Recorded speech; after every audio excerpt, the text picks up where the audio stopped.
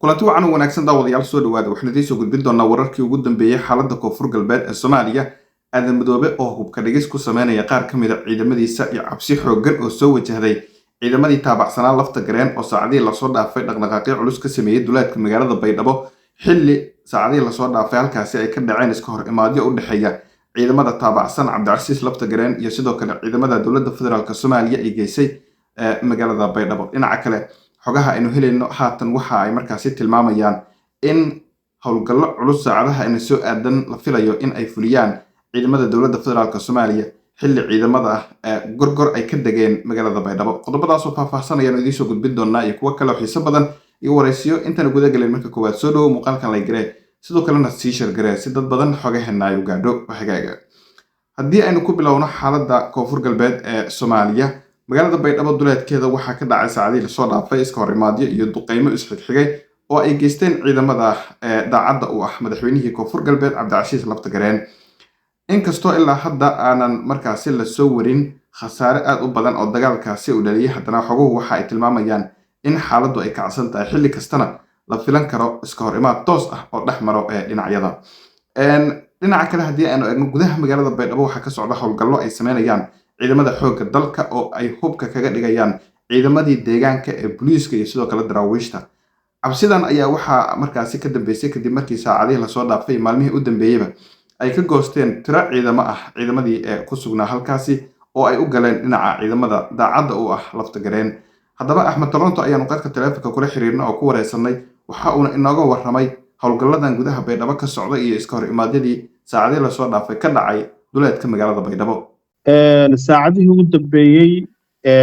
ciidamada dowladda federaalka Soomaaliya ee ku sugan magaalada Baydhabo waxay qaadeen howlgallo waaweyn oo culus oo ay ka sameynayeen gudaha magaalada Baydhabo iyo magaalooyinka kale ee koonfur galbeed Soomaaliya. Howlgalladan ayaa waxa ay salka ku hayaan ama maaragtay ay daaran yihiin in ciidamadii koonfur galbeed ee Soomaaliya ee la socday dhinaca dowladda federaalka Soomaaliya oo sida ciidanka daraawiishta koonfur galbeed qaybta taabacsan dowladda federaalka Soomaaliya iyo qaybta ciidanka booliiska gaarka ah ee koonfur galbeed Soomaaliya iyo waliba ciidamadii maleeshiyaadka ahaa ee dowladda federaalka Soomaaliya la soo galay magaalada Baydhabo la qabtay in ay dowladdu ku bilowday inay hubka dhigis ay ku samayso oo qoryaha ay ka xareyso kadib markii la aamini waayey la iskuna haleyn waayey in ciidamadaasi ayna yihiin ciidamo la aamini karo maadaama maalmihii ugu dambeeyey ay ciidamada aad u goosanayeen oo ay u galayeen dhinaca Cabdicasiis Xasan Maxamed lafta gareen. Arrintaasi oo dowladda federaalka Soomaaliya iyo maamulka uu hogaaminayo Aadan Madoobe culays weyn ku haysay, waxaana la isla qaatay in hubka dhigistaasi la bilaabo maanta ayayna ka bilaabatay gudaha magaalada Baydhabo iyo deegaanada kale ee koonfur galbeed. Waxaa la sheegayaa in ciidamo badan laga qaaday hubka oo laga xareeyay. Waxaa jira ciidamo diiday inay hubkooda wareejiyaan kuwaasi oo iyagana amar lagu bixiyey in la xirxiray oo xabsiga la dhigay. Xaaladdu waa ay cakiran tahay, waxaad moodaa in xilligan koonfur galbeed xitaa ay aamin laayihiin ciidamadii la safnaa ee la socday. Xaaladuna ay ku xun tahay maadaama ciidamadu ay goosanayaan maalin baqaar ay baxayaan. waxaa adkaatay in la is aamino oo cidda daacadda u ah Aadan Madoobe iyo cidda aan la dhacsanayn hoggaankiisa la kala garan waayo. Sidaas darteed waxay go'aansadeen in ay hubka dhigis ay ka sameeyaan waxaan ka ahaynba ciidanka dowladda federaalka Soomaaliya wixii kale laga dhigo hubka. Waa tahay maxaa xilligan ku soo beegay in hubka dhigis lagu sameeyo ciidamadii deegaanka? Xilligan waxaa ku soo beegay laba sababood oo waaweyn oo runtii si weyn u muuqday muddooyinkii ugu dambeeyey. Midda koowaad waa in ciidamadii koonfur galbeed Soomaaliya ee Cabdicasiis Xasan Maxamed lafta gareen uu dhisay ee ciidamada daraawiishta iyo booliiska labadaba ay u goosanayaan ciidanka Cabdicasiis Xasan Maxamed lafta gareen. Waa midda koowaad arrinta ugu weyn oo xilligan loo sameynayo hubka dhigista loo sameynayo. Arrinta labaad waxay tahay in la is aamini waayey oo garabka Aadan Madoobe ay aamini laayihiin ciidamadii ay ugu yimaadeen deegaanka maadaama ay maalinba tarab ay u baxayaan oo koox ay u siibanayaan. Marka hal mowqif ayaa aadan madoobe iyo kooxdiisa iyo weliba filla Soomaaliya ay qaateen taasi oo ah haddiiba uu qofku tagayo isagoo kaligiisa ha tago laakiin hubka iyo agabka uu haysto inuusan la tegin qofka oo ay ka xareeyaan waxaana magaalada Baydhabo ka soconaya hadda ururin xoogan oo lagu samaynayo wax allaala wixii ciidan ah oo aan ka hayn ciidanka dowladda federaalka laakiin ciidamada daraawiishta booliiska iyo maleeshiyaadka kale ee intii la joogay Buur-Xakaba iyo deegaanadaasi la qoray dowladda soo raacay ee hore u soo raacay in lagu samaynayo hubka dhigistaasina hadda ay si xawliya ay uga socoto magaalada Baydhabo iyo deegaanada kale ku xeeran waa tahay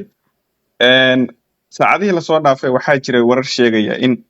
ciidamo ka tirsan gorgor oo aad u hubaysan in ay ka degeen magaalada Baydhabo ujeedka ciidamadaasi maxay ahayd sidaan ognahay dowladda federaalka Soomaaliya waxa ay culays badan kala kulmaysaa ciidanka Cabdicasiis Xasan Maxamed lafta gareer ee jooga duleedka magaalada Baydhabo maadaama weeraro iyo dagaal joogto ah oo ku dhufo oo ka dhaqaaqa ay habeen iyo maalinba ku sameynayaan xalay baa ugu dambeysay weerar culus ay ku qaadeen garoonka diyaaradaha ee magaalada Baydhabo ee Shaati Guduud iyo maaragtay goobo kale oo ka mid ah xeryaha militariga ee dowladda federaalka Soomaaliya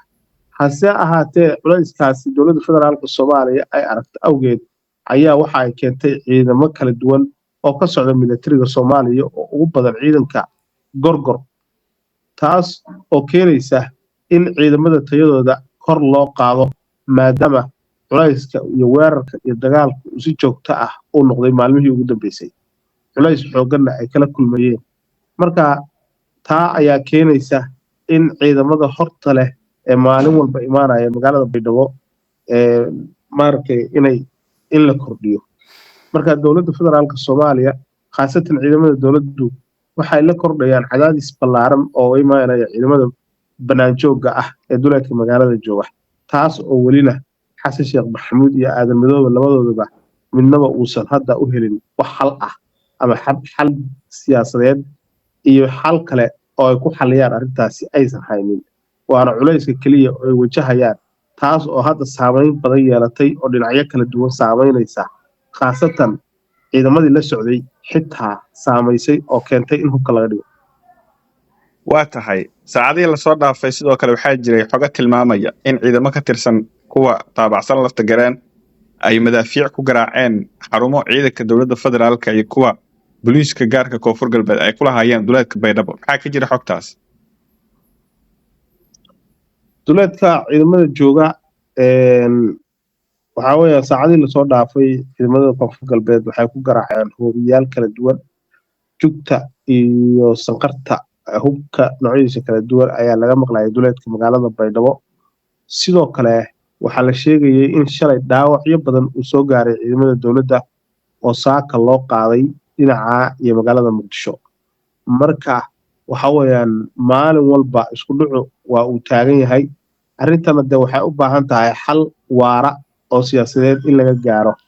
laakiin waxaad moodaa culaysku inuu sii kordhayo Baydhabana maalinta ka dambaysa ay go'doon siyaasadeed iyo mid amni ay sii gelayso waa tahay hadda xaaladdu waa sidee ciidamada koonfur galbeed ee taabacsan lafta gareen xaggay ku sugan yihiin ciidamada Cabdicasiis Xasan Maxamed lafta gareen waxay ku sugan yihiin duleedka magaalada Baydhabo ay ku sugan yihiin waxa weeyaan aad ayay ugu dhow yihiin ciidamada kale ee dowladda Soomaaliya khaasatan xilliga habeenkii oo ay adag tahay in diyaaradaha droniska iyo diyaaradaha kale qumaati u kaco ciidamadu adeegsadaan ay adag tahay inay wax arkaan waxa weeyaan aad bay u dhowdahay ay magaalada ugu dhow yihiin afayeenka ciidanka koonfur galbeed Soomaaliya oo la hadlayay warbaahinta qaar ka mid ah wuxuu sheegay inuu dhinac ka joogo magaalada Baydhabo oo Baydhabo uu ku sugan yahay taasi oo ula jeedo kulay inuu maaragtay magaalada dhinaceeda ama maaragtay baasha magaalada inay joogaan oo ku sugan yihiin sida aad aragtay ama markasta dhacdana muuqaalo iska soo duubaan iyaga oo aad ugu dhow gudaha magaalada marka waxa weeyaan Cabdicasiis Baydhabo ayuu dhinac ka joogaa meel dheer ma jiraan ciidamadiisa marka habeen iyo maalinna waa aragtay magaalada dee siday u qasayaan iyo culayska ay ku hayaan dhinaca amniga marka inta ugu badan fariisimaha ugu dhow ee ciidamada ayuunbay dul joogaan kuwaasoo marna ay weeraraan marna ay isha ka daawadaan